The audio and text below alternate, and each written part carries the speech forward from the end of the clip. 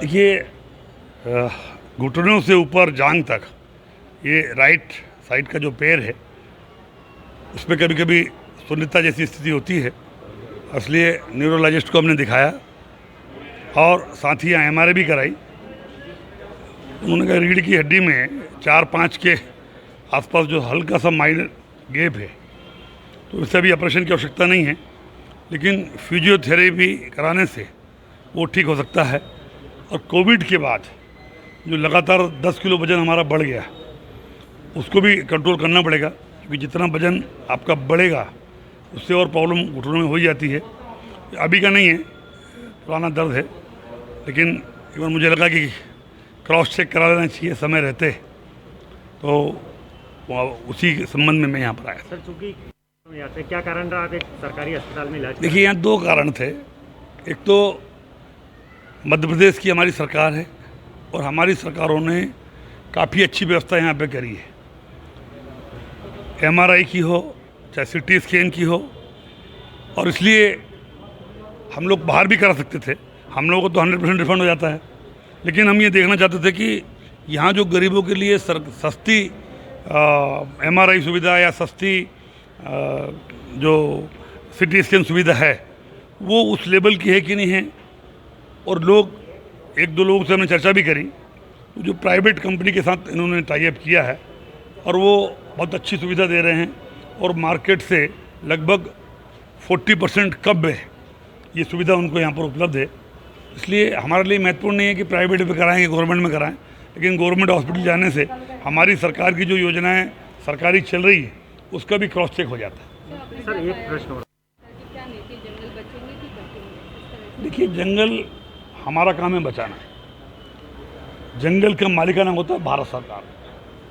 भारत सरकार जब भी विकास के लिए कुछ अनुमति देती है, तो अगर जितने जंगल कटते हैं उससे डबल जंगल लगवाता है। उसके बाद उनके कटे हुए के पैसे अलग लेता है, लगाने के लिए पैसे अलग लेता है, और 7 साल 10 साल तक उनका पानी, उनकी सुरक्षा, उनका मेंटेनेंस का पैसा भी लेता है। पर्यावरण में क्या असर पड़ेगा उसका पैसा भारत सरकार अलग रहता है। भारत सरकार के अपने मापदंड है पर्यावरण कटिंग को लेकर के, वो मैं कटाऊँ, हम लोग को भी जो MP गवर्नमेंट भी कटाती है जो 120 सेंटीमीटर से ऊपर है, हमको भी पूरे मापदंड के आधार पर भारत सरकार को प्लान देना पड़ता है। उस प्लान के आधार पर धीरे धीरे भारत सरकार हमको अनुमति देती है।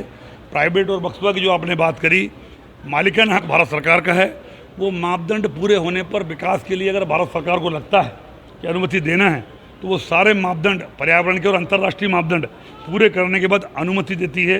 भारत सरकार की अनुमति देने के बाद मध्य प्रदेश सरकार उसको एक सहमति बताती। मांडो हमारा आज से नहीं, बरसों पहले मुगलकालीन पर्यटन केंद्र रहा। अभी भी लोग बरसों जाते हैं और वहाँ पर जो कहावतें हैं या जो परंपरा है कि भाई रानी रूपमती नर्मदा जी के दर्शन करने के बाद ही भोजन ग्रहण करती थी, अब पर्यावरण उतना साफ नहीं होता, तो कई बार ये नंगी आंखों से नर्मदा जी के दर्शन वहाँ से नहीं होते। वन विभाग अभी वहाँ पर एक हाईटेक दूरबीन लगवा रहा है, ताकि केवल दूरबीन भी नहीं लग रहा है, फॉसिल्स पार्क हम डेवलप कर रहे हैं, उसके लिए रोपवे वगैरह लगवा रहे हैं, और हाईटेक दूरबीन लगाने का मैंने वहाँ निर्देश दे के आया था। स्थल चयन के लिए हमारी टीम वहाँ पर लगी।